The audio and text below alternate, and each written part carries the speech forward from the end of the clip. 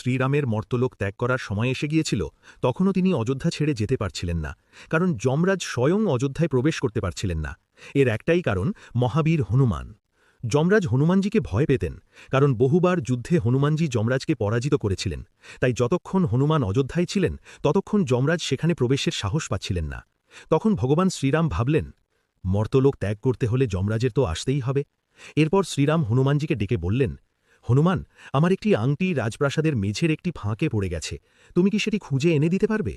প্রভুর আদেশ পেয়ে হনুমানজি সূক্ষ্ম রূপ ধারণ করে সেই ফাঁকের ভেতর প্রবেশ করলেন, কিন্তু সেটি কোনো সাধারণ ফাঁক ছিল না, ওটাই ছিল নাগলোকের পথে যাওয়ার দ্বার। হনুমানজি যখন নাগলোকে পৌঁছলেন সেখানে তার সঙ্গে দেখা হল নাগরাজ বাসুকীর। হনুমানজি বাসুকীকে বললেন, প্রভু শ্রীরামের একটি আংটি এখানে পড়েছে, দয়া করে তা আমাকে দিন।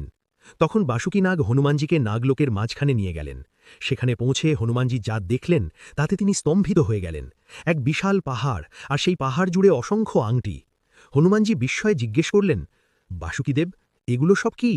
তখন বাসুকী নাগ বললেন, প্রত্যেক কল্পে 4 যুগের তৃতীয় যুগ অর্থাৎ ত্রেতা যুগে ভগবান শ্রীরাম অবতার গ্রহণ করেন, আর প্রতিবারই তার আংটি খুঁজতে একজন করে বানর এখানে আসে।